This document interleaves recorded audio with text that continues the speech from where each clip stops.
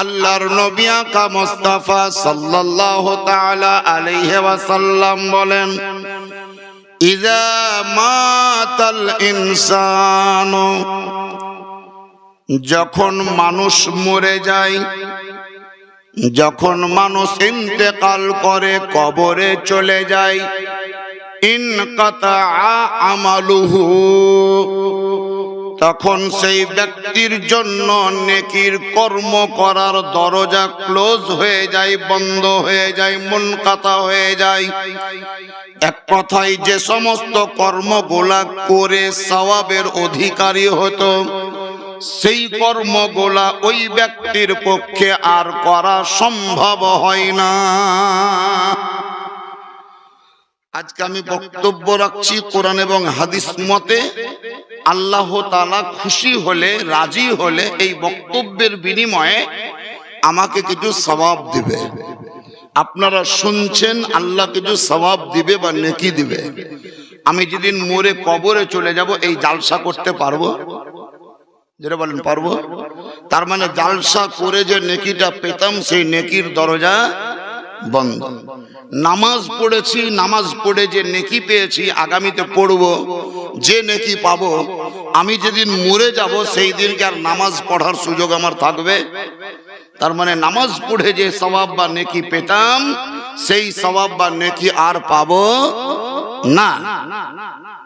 কোন গরিব মিসকিন অথবা এতিম বাবাকে কিছু পয়সা আমি দান করলাম, সেই দান করার বিনিময়ে যে সওয়াব আমি পেতাম, আমি যেদিন মরে যাব সেই দান করার হাত আমার থাকবে না। তার মানে ওই সওয়াব আর পাবো না।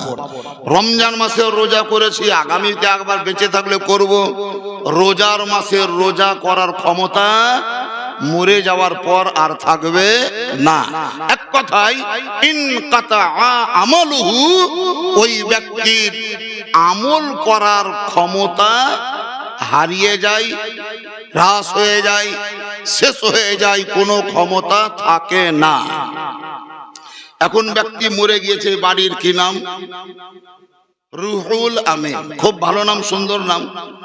উনি বোধহয় ওনার ছেলে, রুহুল আমিন সাহেবের ছেলে। তো রুহুল আমিন সাহেব ইন্তেকাল করেছেন, মারা গিয়েছেন, উনি কবরে চলে গেছেন। এখন তিনি অসহায়, নিরুপায়, সাহারাহীন। কেউ তাকে সাহারা করার মতন কেউ নেই আত্মীয়দের মধ্যে।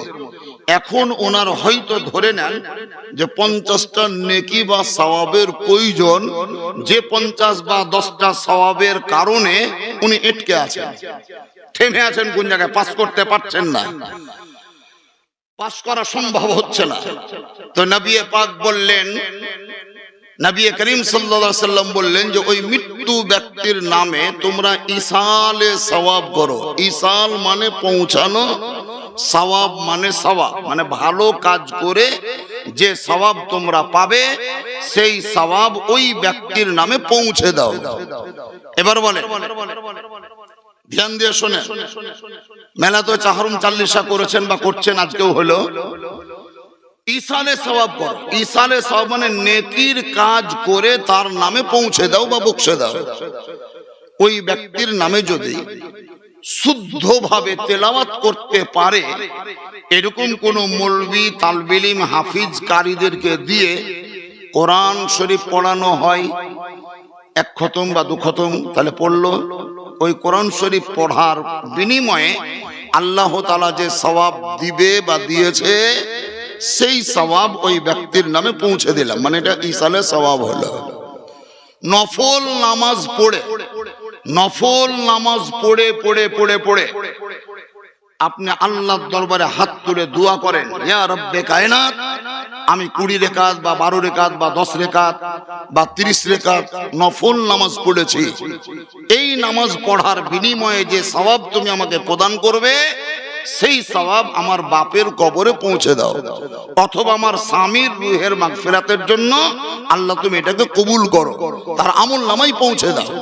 তাহলে নামাজ পড়েও সওয়াব পৌঁছানো যায়, কোরআন তেলাওয়াত করেও সওয়াব পৌঁছানো যায়। আর কিসে কিসে যায়?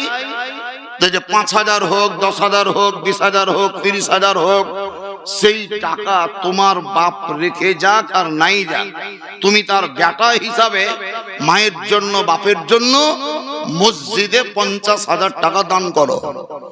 ওই দান করার বিনিময়ে যে সওয়াব তুমি পাবে, সেই সওয়াব তোমার বাপের আমল নামায় পৌঁছে যাবে। তুমিও নাকি পাবে, তোমার বাপও পাবে। মাদ্রাসায় 10,000 টাকা দান করো, এর সওয়াব তোমার বাপ পাবে। তোমার পাড়াতে একটা গরিব শ্রেণীর মেয়ে, এতিম মেয়ে, বাপ হারা, বাপহীন, বিয়ে লেগেছে, বিয়ে হয়তো দিতে পারছে না, সেই গরিব মেয়েটার বিবাহের ব্যবস্থা করে দাও, তাতে তুমি সওয়াব পাবে। সেই সওয়াব তোমার বাপের আমল নামায় পৌঁছে যাবে। এগুলো সিস্টেম, সাদকায়ে জারিয়া, এটা হচ্ছে ইসালে সওয়াবের আপনার সিস্টেম বা নিয়মের মধ্যে পড়ে।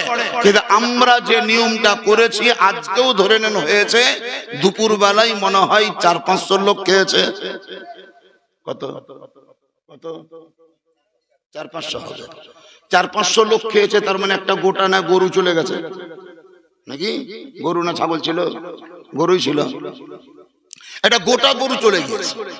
তার মানে যে 400-500 লোক এসে খেয়ে গেল, তারা কে কে, কারা কারা? ফুফু, খালা, শাশুড়ি, শাশুড়ির বিটি, শাশুড়ির জামাই, জামাইয়ের ভাই, বিটির যা, আর ননদ, ফুফা শাশুড়ি, খেলা শাশুড়ি, মেমা শাশুড়ি, এক কথায় আত্মীয় যারা, আত্মীয় যারা, সেই আত্মীয় গুলাকে আপনি বিবাহের মতন নিমন্ত্রণ করে এলেন বাড়ি বাড়ি গিয়ে, যে আমার বাপের 40 হচ্ছে, তা তোমরা যেও। তাহলে আপনার শাশুড়ি এলো, আপনার খালা এলো, বলুন ওই খালাকে খাইয়ে ইসালে সওয়াব হবে, শাশুড়িকে খাইয়ে ইসালে সওয়াব হবে।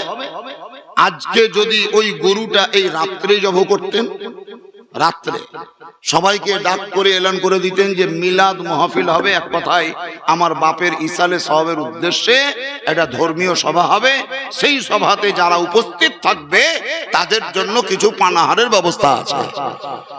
দুপুর বেলা আপনি খালা, ফুফু, মাসি, শাশুড়িকে না ডেকে রাত্রিবেলায় গরুটা জহ করতাম, মিলাদ মাহফিলে যারা থাকতো তারাই সবাই খেত। তাদের শাশুড়িও হতে পারে, শাশুড়ির বৌমাও হতে পারে, শাশুড়ির বিটিও হতে পারে, শাশুড়ির বোনও হতে পারে, কিন্তু যারা খেয়ে চলে গেল, আজকে আপনার বাপের দুয়া হবে, এই দুয়ার মাহফিলে কই ওরা? ওরা কই? কোন নিয়তে খাওয়ালেন? কোন উদ্দেশ্যে খেয়ে গেল তারা? আপনি কি বিটির বিয়ে লাগিয়েছেন না বেটার বিয়ে লাগিয়েছেন যে শাশুড়িকে ডেকে গরু খাইয়ে দিলেন, খালাকে ডেকে গরু খাইয়ে দিলেন? কোন খালা, কোন শাশুড়ি? আপনার শাশুড়ি আপনার বাপের জন্য দোয়া করেনি, বরং কেটলিতে ভরে মাংস নিয়ে পালিয়ে গেছে, কেটলিতে ভরে মাংস নিয়ে গিয়েছে, ওর জায়ের জন্য নিয়ে গেছে, ওর বহিনের জন্য নিয়ে গিয়েছে, ওর ছোট বহু আসতে পারেনি, ওর জন্য বেঁধে নিয়ে গিয়েছে।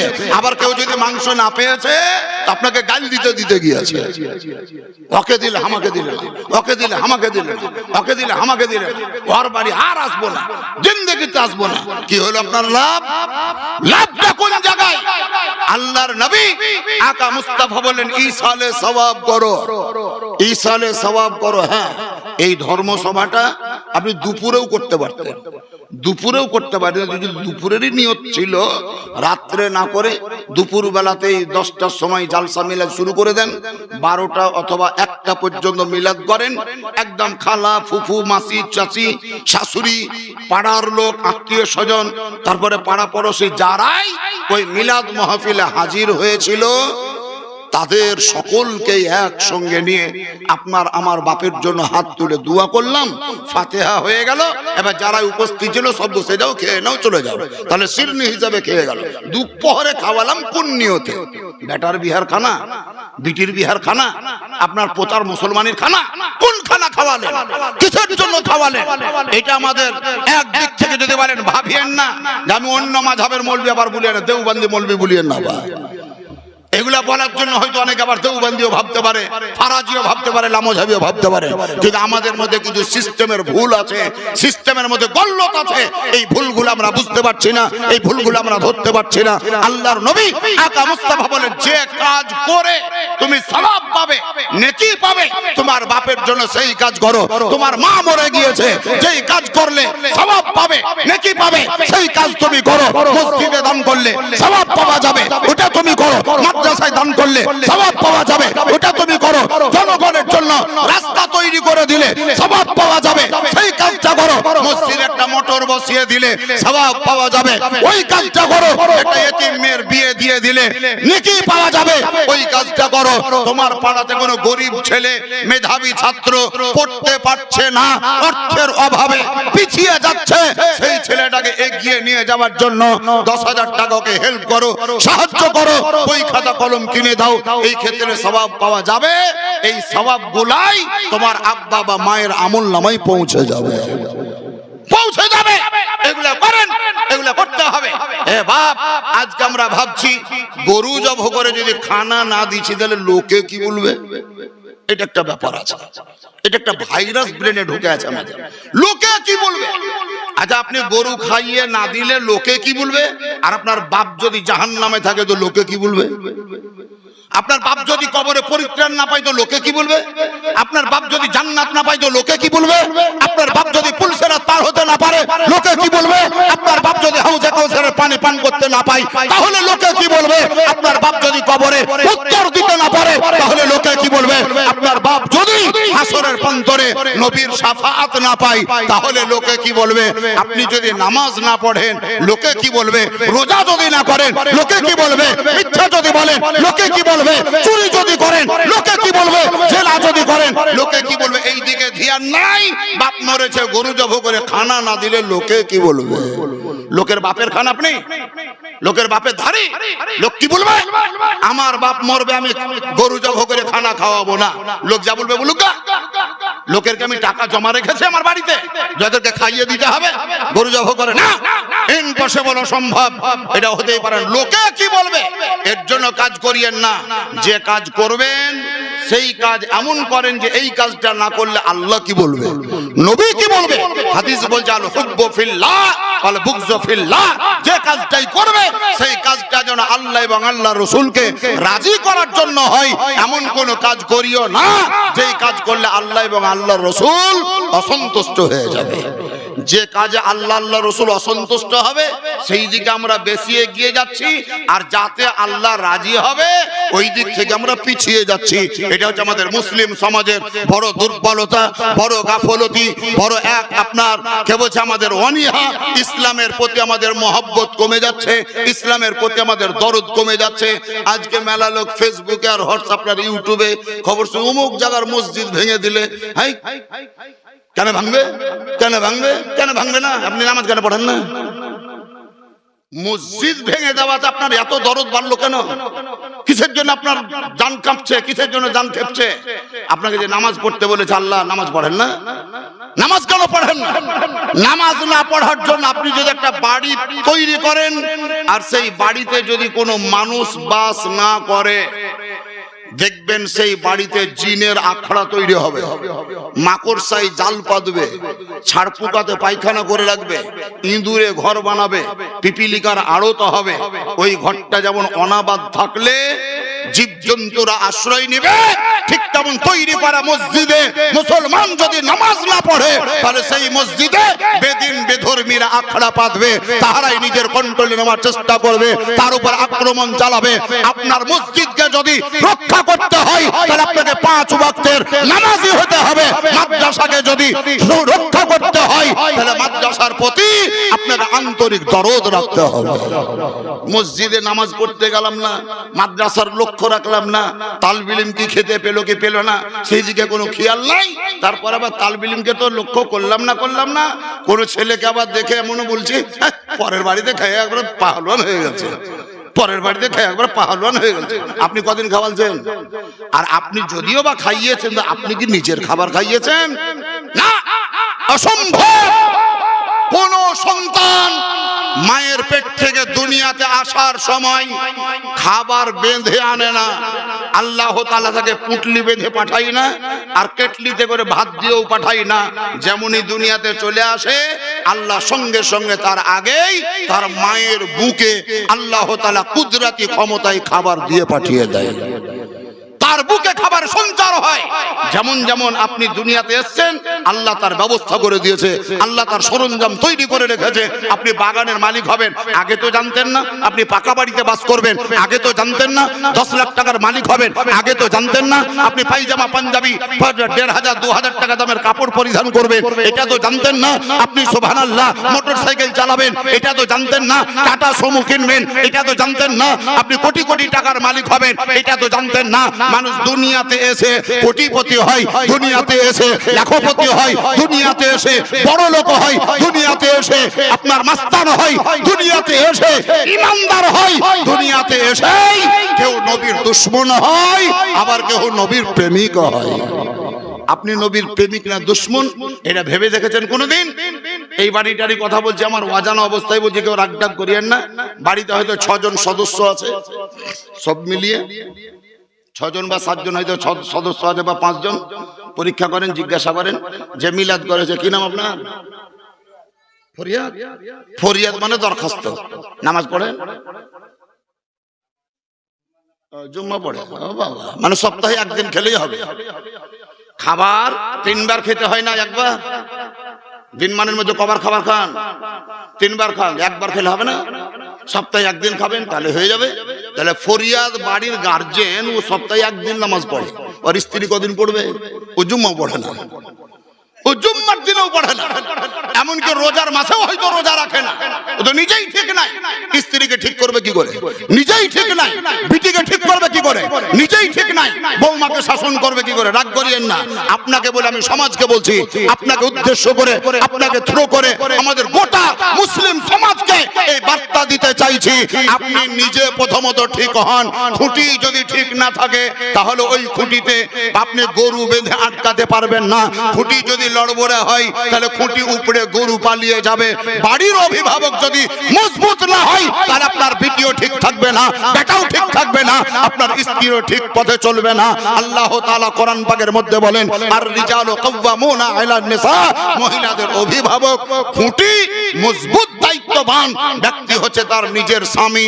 আপনি নিজেই যদি ঠিক না থাকেন তাহলে আপনি কি করে বলবেন আল্লাহ বরকত দাও, আল্লাহ বরকত দাও, আল্লাহ জ্বর হয়েছে ভালো করো, অসুখ হয়েছে ভালো করো। অসুখ হওয়াটাও ভালো, অসুখ হওয়াটাও একটা আল্লাহর নিয়ামত। নিয়ামত কেন বললাম? আমি সুস্থ আছি, একদম ফ্রি মাইন্ডে ঘুরে বেড়াচ্ছি, হয়তো নামাজও পড়ি না, আল্লাহ শব্দটাও মুখে বাহির করি না, কিন্তু হঠাৎ করে যদি এক্ষুনি এই জায়গায় ব্যথা শুরু হয়, থামতে পারে আল্লাহ আল্লাহ আল্লাহ বলে, আল্লাহ আল্লাহ আল্লাহ। কবার হলো যে আল্লাহ বলা? আল্লাহ বলা কবার হলো? 15 বার হলো। ওই ব্যথা শুরু না হলে 15 বার আল্লাহ মুখ থেকে বাহির হতো না। তো অসুখ বিসুখ হওয়াটাও আল্লাহর নিয়ামত। অসুখ বিসুখ যেমন যেমন হবে, মানুষ আল্লাহকে বেশি বেশি স্মরণ করবে, আর আল্লাহর তৌজিফা পড়বে, আল্লাহর জিকির করবে, আল্লাহর তাজকিরা করবে, আর ওই বাহানাতেই আল্লাহ নিজের ঈমানদার ব্যক্তিদের সাগীরা কাবীরা গুনাহকে মাফ করে দেবে। অসুখ, জ্বর, সর্দি, শ্লেষা, কাশি ইত্যাদি অক্ষা যক্ষা যত আছে সব রকমের অসুখ হওয়া ভালো। এটাকে অনেকে ভাবছে বড় লোক, কত কত বড় লোক থেকে গেল, ওদের বাড়িতে কোনো রোগ বালা নাই, আর আমার মতন গরিবের বাড়িতে সব রোগ ঢেলে দিয়েছে। আল্লাহর বিচার নাই, ইনসাফ নাই। আল্লাহ দেখতে পাই না যে আমরা খাইতে পাই না, আল্লাহ দেখতে পাই না যে আমরা খাইতে পাই না। কথাগুলা বলা ঠিক হলো না ভুল হলো? বলেন ঠিক হলো না ভুল হলো? ভুল হলো। এগুলো বলার মতন লোক দুনিয়াতে আছে না নাই? বলে না? কিছু জন বলছো ইমান কমজোর, ইমান দুর্বল, মৃত্যু গ্যারান্টি মরতেই হবে। মরণের হাত থেকে বাঁচার জন্য কালিয়াচকের হাসপাতাল তৈরি হয়নি, আর খাজা বাবা নার্সিং হোম তৈরি হয়নি, আর মৃত্যুর হাত থেকে বাঁচার জন্য পিজি হাসপাতালও নয়, এনআরএস হাসপাতালও নয়, বেঙ্গালোরের কোন হাসপাতাল আপনাকে মৃত্যুর হাত থেকে বাঁচাতে পারবে না। হয়তো পেটে ব্যথা হচ্ছিল, ব্যথাটা কমাতে পারবে, ব্যথাটা সলভ করতে পারবে। দাঁতে যন্ত্রণা হচ্ছিল, সেটা কমাতে পারবে। চোখে কম দেখতে পাচ্ছিলেন, চোখের পাওয়ার বাড়িয়ে দিতে পারে। আপনার দাঁতটা লড়বড় করছিল, মজবুত করে দিতে পারে। শরীরে জ্বর ছিল, জ্বরটাকে ছাড়াতে পারে।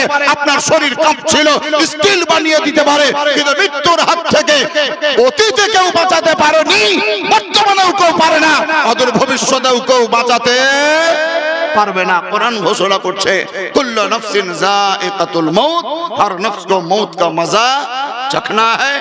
আইনা কুনতু, আপনার আল্লাহ তাআলা বলছেন আইনা মা তাকুনু ইউদরিকুমুল মাউত ওয়ালাউ কুনতুম ফি বুরুজিম মুশাজ্জাদা। হে আমার বান্দা বান্দিরা, তোমরা যেখানেই থাকো, যে কোনো অবস্থায় থাকো, মৃত্যুর টাইম হলে, মৃত্যুর সময় হলে মৃত্যু তোমার নিকটে পৌঁছে যাবে, পৌঁছে যাবে, পৌঁছে যাবে। সুবহানাল্লাহ। আজকে আমি বাড়ি থেকে এসেছি, আমার মা জানে যে আমার বেটা জালসা করতে গেল, আমার আব্বা জানে জালসা করতে গেল, আমার স্ত্রী জানে জালসা করতে গেল, আমার 6টা বেটা বেটি তারাও জানে যে আমার আব্বা জালসা করতে গিয়েছে। কিন্তু ওরা তো মনের মধ্যে একটা আকাঙ্ক্ষা রেখেছে যে সকালবেলায় কিংবা ভোরবেলাতেই মাওলানা সাহেব বাড়ি এসে হাজির হবে। আমিও হয়তো বাড়িতে বলে এসছি যে জালসা করে রাত্রিবেলাতে গাড়ি ধরে ভোর ভোর বাড়ি পৌঁছে যাব, এরকম বলা বলি হয়েছে। কিন্তু বলুন, আমি বাড়ি পৌঁছাতে পারবো এর গ্যারান্টি আছে? আমাকে ওরা দেখতে পাবে জীবিত অবস্থায়, এর প্রতি গ্যারান্টি দিতে পারবো? আমি আমার স্ত্রীকে গিয়ে দুটো কথা বলতে পাবো, আমার মায়ের হাত ধরে ক্ষমা চাইতে পাবো, বাপের হাত ধরে ক্ষমা চাইতে পাবো, এই সুযোগটা আমার আছে, এটাকে আমি বলতে পারবো? বলতে পারবো না। এর জন্য নবী পাক বলেছেন, যখনই তুমি বাড়ি থেকে সফরে বেরিয়ে যাবে, তখন তুমি আল্লাহর উপর ভরসা করে বেরিয়ে যাও এবং বাড়িতে যে সদস্যগুলো থাকবে তাদেরকে সালাম দিয়ে, কথা বলে, মুখে হাসি দেখে তুমি বেরিয়ে যাও। কেন? ফিরে এসে কথা বলার সুযোগ তোমার নাও হতে পারে, ফিরে এসে কথা বলার সুযোগ নাও হতে পারে, কোনো গ্যারান্টি নেই। আপনি কোন ভরসায় ছুটাছুটি করছেন? কোচের আশায়? কোন ভরসাতে, কোন তাকতে, কোন শক্তিতে আপনি বসে আছেন? উঠতে গিয়ে মাথা ঘুরে পড়বেন, টুক করে মরবেন। দাঁড়িয়েছিলেন, বসতে গিয়ে হয়তো উল্টে যাবেন, প্যারালাইসিস হবে, 3 দিন পরে মরে যাবে। এমন হতে পারে বলতে বলতে আপনার বাকশক্তি হারিয়ে যাবে, দেখতে দেখতে আপনার চোখের জ্যোতি হারিয়ে যাবে। জানেন, বড় দুঃখ পেয়েছিলাম, বড় আপনার কষ্ট লেগেছিল আমার অন্তরে। আমি মুর্শিদাবাদের কোন একটা গ্রামে জালসায় গিয়েছিলাম এই 2024 সালের ডিসেম্বরে। মসজিদের উন্নতি গল্পে জালসা, বক্তব্য চলছে, মসজিদের জন্য কালেকশন করছি। এক ভদ্রলোক আমার সম্মুখে এলেন, কাউরির ঘাড়ে হাত দিয়ে, একদম ধরফরা জোয়ান, বয়স কত হবে? খুব বেশি 34 থেকে 35 বছর বয়স হবে। একজনের ঘাড়ে হাত দিয়ে সাহারা নিয়ে উনি আমার সামনে এসে 500টা টাকা দিলেন। আর কানের একটা, কি বলেন, কানের গহনা গুলাকে কি বলেন আপনারা? দুল বলেন নাকি? হ্যাঁ, মায়েরা যে ব্যবহার করে, বালি। আচ্ছা, বালি হোক, যা হবে হোক। বালির দাম প্রচুর এখন। 100 সেফটি বালির দাম বুঝে 6000।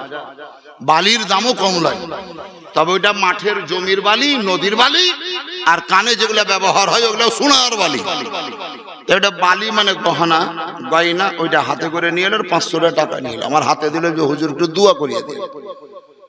আমি এই ধরফেরা জোয়ান, তো যে লোকটা ঘাড়ে মানে ধরে নিয়ে এলো, সেই ছেলেটা বলছে, হুজুর জানেন, এই লোকটা যাকে দেখছেন মাত্র 21 দিন পূর্বে, 21 দিন আগে, আজকে জালসা হচ্ছে ওই জায়গার বলছে, 21 দিন আগে আর চোখের জ্যোতি ঠিক ছিল, সুন্দরভাবে দেখতে পাচ্ছিল, ছেলে মেয়ে সবই আছে, বিয়ে শাদী সব হয়েছে, সাংসারিক জীবনে কর্ম করে খাচ্ছিল, সংসার পরিচালনা করছিল, রাত্রিবেলায় ঘুমিয়েছে, সকালবেলায় উঠে দেখছে তো হঠাৎ করে চোখে দেখতে পাই না, হঠাৎ চোখে দেখতে পাই না। আচ্ছা বলেন তো, আপনার আমার ক্ষেত্রে ওই ঘটনা ঘটতে পারে না? পারে না? অবশ্যই পারে। আপনি রাত্রিবেলায় ঘুমালেন, সকালবেলায় উঠবেন, কোনো যেমন গ্যারান্টি নেই। এর জন্য ঘুমাবার সময় একটি দোয়া পড়ে ঘুমাতে হয়। আল্লাহুম্মা বিইসমিকা আমুতু, হে আল্লাহ আমি তোমার নাম নিয়েই ঘুমাচ্ছি। আল্লাহুম্মা বিইসমিকা আমুতু ওয়া আহইয়া, এবং তোমার নাম উচ্চারণ করে আমি জাগ্রত হব। তুমি আমাকে জীবিত করবে, তুমি আমাকে জিন্দা করবে। এই ঘুমিয়ে যাওয়াটাও এক প্রকারের মরণ বা মৃত্যু। মৃত্যু। আপনার হাত পা কোথায় থাকে না থাকে আপনি আদৌ কিছু বুঝতে পারেন না। কত জোরে জোরে নিঃশ্বাস ফেলছেন, নাক ডাকছেন, আপনি আদৌ বুঝতে পারেন না। আর সকালবেলা আপনার বেটা বেটিরা বলে বা আপনার স্ত্রী বলে, বাপরে তুমি নাক ডাকছো জি, মনে হচ্ছে চোর বাড়িতে ঢুকবে না, এত জোরে জোরে নাক ডাকছেন, কিন্তু আপনি আদৌ জানেন না। ওইটা আপনার বিশ্বাস হয় না, ধ্যাট আমি নাক ডাকি না, ধ্যাট আমি নাক ডাকি না। তো চালাক বাড়ি হলেও আবার রেকর্ডিং করে রেখেছে, এই দেখো নাক ডাকা শোনো, রেকর্ডিং করে রেখেছে। নাক ডাকেন আপনি বুঝতে পারেন না, আপনার হাত কোথায় থাকে বুঝতে পারেন না, আপনি কোন সময় আপনার মাথা চুলকান বুঝতে পারেন না। ওইটাও একটা মৃত্যুর সমতুল্য। যার জন্য আল্লাহর নবী বলেছেন রাত্রিবেলায় যখন ঘুমাবে তখন তুমি দেখো যে তোমার দায়িত্বে এশার নামাজ আছে না নাই। যদি এশার নামাজ না পড়েছো তাহলে খবরদার ঘুমায়ও না। সুবহানাল্লাহ বলেন। নবী বলেছেন যদি এশার নামাজ না পড়েছো খবরদার ঘুমায়ও না। এশার নামাজটা আগে আদায় করো, তারপরে তুমি ঘুমাও। কেন? সকালবেলায় উঠবে কোনো গ্যারান্টি নেই, সকালবেলায় তুমি জিন্দা উঠবে, দুনিয়াতে চলাফেরা করবে কোনো গ্যারান্টি নেই। হতে পারে যে এই এশার নামাজটাই তোমার জীবনের শেষ নামাজ। সকালবেলায় উঠে ভোরবেলায় উঠে আল্লাহর নাম লও, ফজরের নামাজ পড়ো। তার কারণ ফজরের নামাজ পড়ার পর জোহর আস্তে আস্তে এই টাইমের মধ্যেই তুমি মরবে কিনা আদৌ তুমি জানো না। জোহরের টাইম হলেই জোহরের নামাজটা আদায় করে নাও, তার কারণ আসরের টাইম আসার আগে তোমার মৃত্যু হবে কিনা তোমার জানা নেই। আসরের টাইম হলেই আসরের নামাজটা পড়ো, তার কারণ আসর থেকে মাগরিব পর্যন্ত আস্তে আস্তে তোমার মৃত্যু হবে কিনা আদৌ তুমি জানো না। মাগরিবের টাইম হলেই মাগরিবের নামাজ পড়ো। 5 ওয়াক্তের নামাজ পড়বে, আল্লাহর কাছে ফরিয়াদ করবে, আল্লাহর কাছে প্রার্থনা করবে, আল্লাহর কাছে দোয়া করবে। আল্লাহ তাআলা তখন ইনসাফ করে বিচার করে আপনার সংসারে, আমার ফ্যামিলিতে, আমার ঘরে বরকত অবতীর্ণ করবে।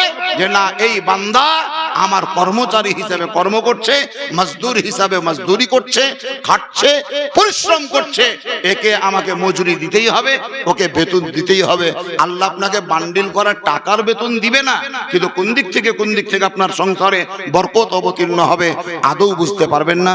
আল্লাহ রাব্বে কায়নাত আপনাদের আমাদের সকলকে সচেতন, সজাগ, জাগ্রত থেকে কিছু করেন আর না করেন, ছোট ছোট জিনিসগুলা যদি না পারেন, সুন্নাতের উপরে যদি শব্দের উপরে আমল করতে না পারেন অসুবিধা নেই, কিন্তু যেগুলো ফরজ, ফরজে আইন, 5 ওয়াক্তের নামাজ আমার উপরেও যেমন ফরজ, আমার স্ত্রীর উপরেও ফরজ, আমার বেটার উপরেও ফরজ, আমার বিটির উপরেও ফরজ।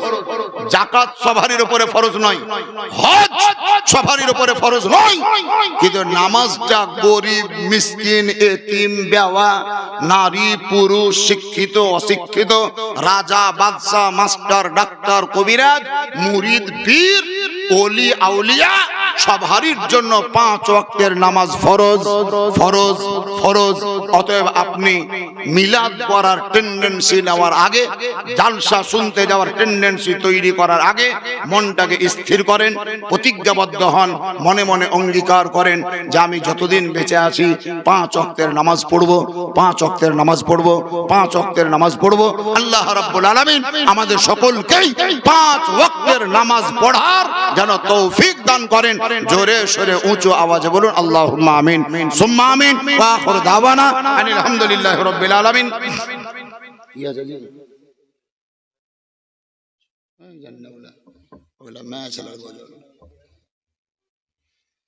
দেখা দুরূদ শরীফ পড়েন। আল্লাহুম্মা সাল্লি আলা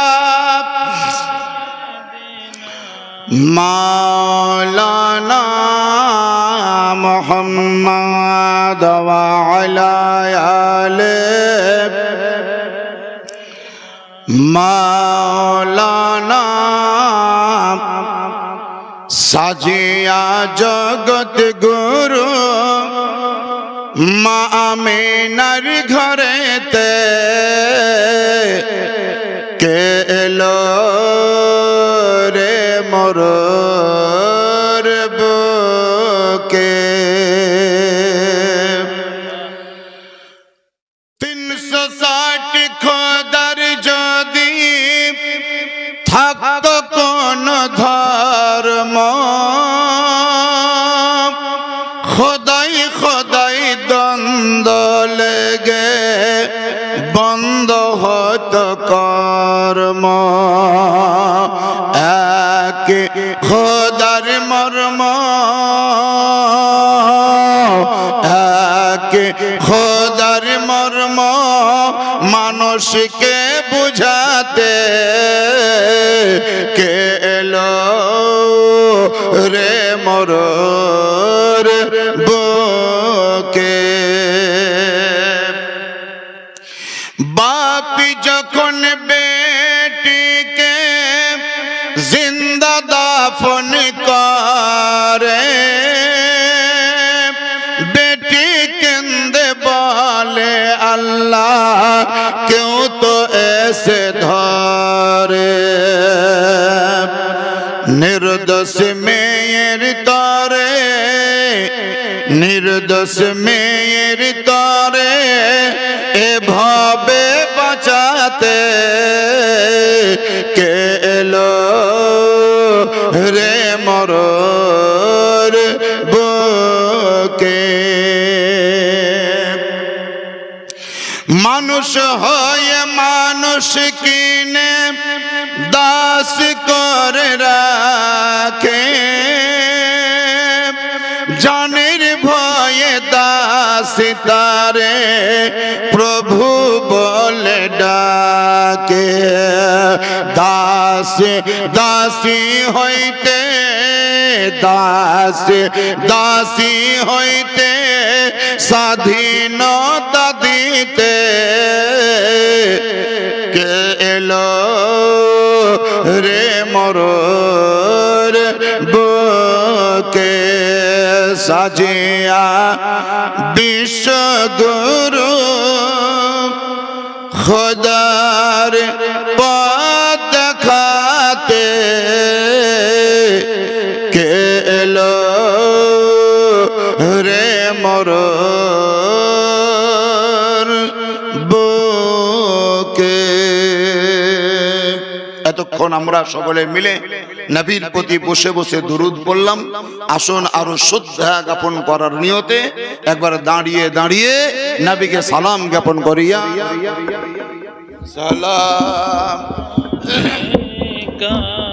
ইয়া রাসূল সালাম আলাইকা ইয়া হাবিব সালাম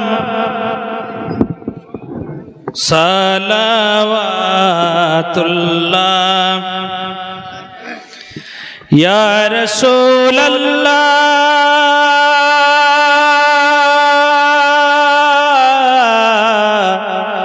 ইয়া হাবিবে।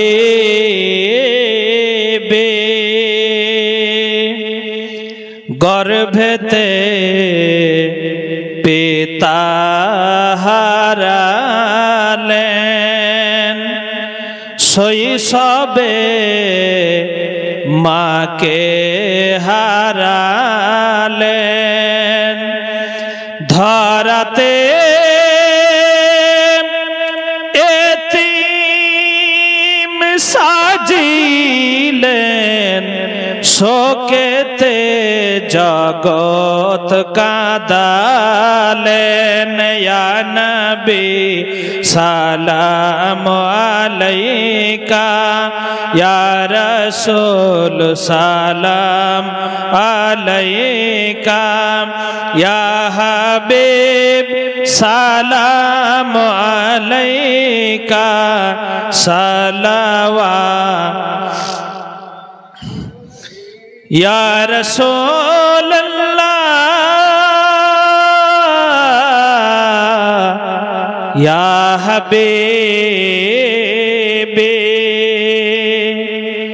গুনাহগার গুনাহের ফলে যাই যদি দোজখের দলে, ডাকিও আপন বলে রাখিও চরণ তলে। ইয়া নবী সালাম আলাইকা ইয়া রাসূল সালাম আলাইকা ইয়া হাবিব সালাম আলাইকা আলাইকা সালাওয়াতুল্লাহ আলাইকা আসসালাতু ওয়াসসালামু আলাইকা ইয়া রাসূলুল্লাহ আসসালাতু ওয়াসসালামু আলাইকা ইয়া হাবিবাল্লাহ ওয়া আলা আলিকা ওয়া আসহাবিকা ইয়া শাফিয়ানা ইয়াউমাল জাযা বালাগাল উলা বিকামালিহি কাশাফাত দুজা বিজামালিহি হাসনাত জামিউ খিসালিহি সাল্লু আলাইহি ওয়া আলিহি